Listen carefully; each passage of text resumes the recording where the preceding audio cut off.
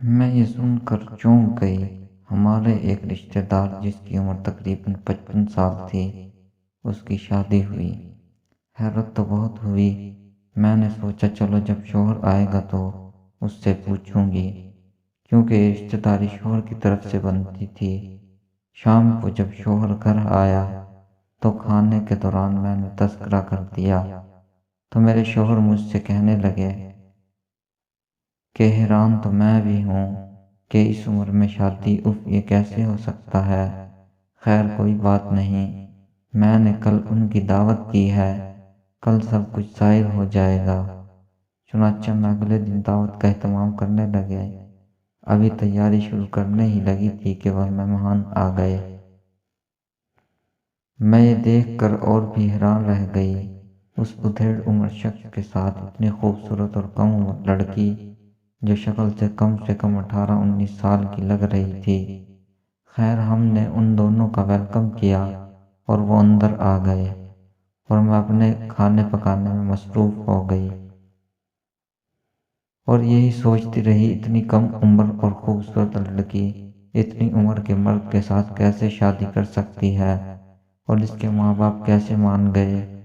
میں کھانے سے فارغ ہو گئی اور سب کھانا کھانے کے لگے، اور جب سب کھانے سے فارغ ہو گئے تو وہ میرے پاس آ کر بیٹھ گئی اور میں نے اپنے آپ کو نہ روکتے ہوئے بھی اس سے پوچھ ہی لیا تو کہنے لگی، میں ایک زمیندار کی بیٹی ہوں۔ یہ سن کر مجھے اور بھی حیرت کا جھٹکا لگا تو وہ کہنے لگی، میں اپنے گھر بڑے ناز سے رہتی تھی، میرے ماں باپ میرے بڑے نخرے اٹھاتے اور بھائی بھی بڑی میں محبت کرتے، کیونکہ وہ سب مجھ سے بے انتہا محبت کرتے تھے، کیونکہ میں اپنے ماں باپ کی اکلوتی بیٹی اور بھائیوں کی اکلوتی بہن تھی۔ میں جو بھی فرمائش کرتی وہ زبان سے نکلنے سے پہلے پوری ہو جاتی۔ سناتے ہوئے وہ رونے لگی، پھر کہنے لگی، ہمارے ہاں ایک لڑکا کام کرتا تھا جو کہ گوالا تھا، وہ مجھے دیکھتا، میں نے غور کیا تو وہ واقعی مجھ سے تکتا تھا۔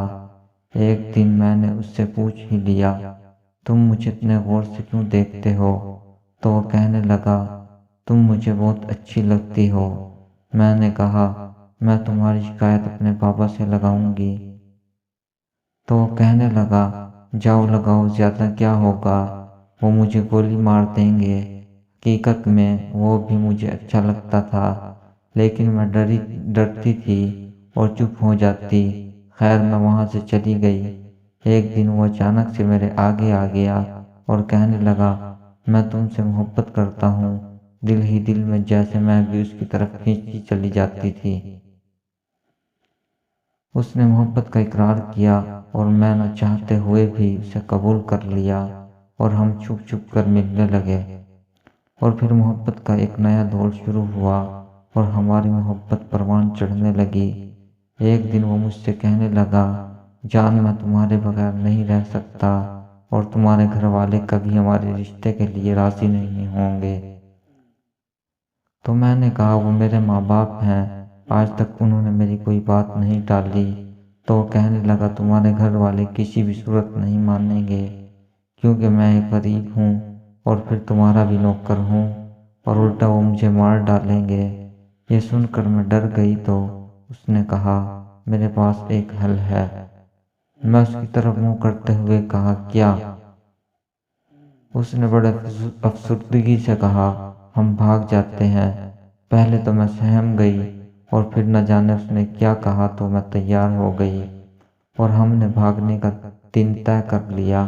اس نے کہا تھا، جب تم آؤ گی تو کچھ زیور اور نقدی بھی اٹھا کر لے آنا۔ آخر وہ دن بھی آ گیا۔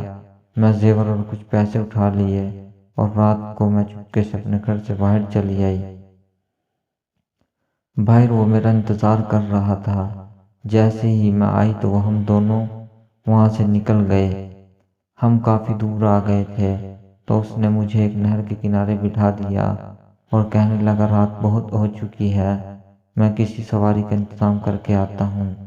جیسے ہی وہ جانے لگا ایک دم سے واپس مڑا اور کہنے لگا، جانو یہ زیور والا بیگ مجھے دے دو تاکہ تم سے کوئی چھین نہ لے۔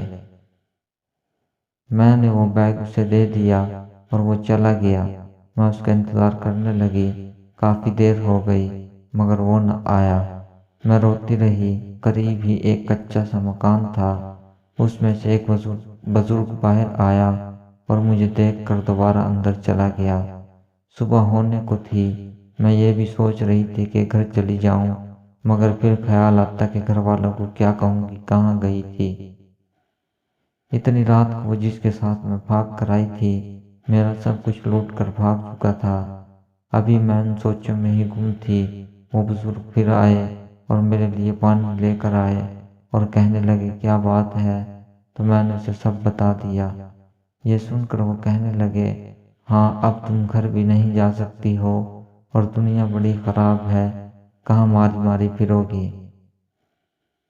اور میں بھی تمہیں اپنے ساتھ نہیں رکھ سکتا کیونکہ لوگ کیا کہیں گے۔ ہاں ایک شرط پر میں تمہیں اپنے ساتھ رکھ سکتا ہوں، اگر تم مجھ سے شادی کر لو تو میں مرتی نہ بھی تو کیا کرتی، وہ جس کے لیے میں اپنا سب کچھ چھوڑ کر آئی تھی، وہ چند ٹکوں کے لیے میرا سب کچھ برباد کر کے جا چکا تھا۔ تو اس لیے مجھے اس بزرگ سے یہ شادی کرنی پڑی۔ جب اس نے اپنی یہ داستان ختم کی تو میری آنکھوں میں بھی آنسوں کی ایک لڑی تھی جو تھمنے کا نام نہیں لے رہی تھی۔ میرے تمام لڑکیوں سے التماس ہے کہ پلیز کسی کے کہنے پر اپنی اور اپنے ماں باپ کی عزت داؤ پر مت لگاؤ، اس کا انجام صرف آپ کو ہی بھگتنا پڑے گا، یاد رکھنا۔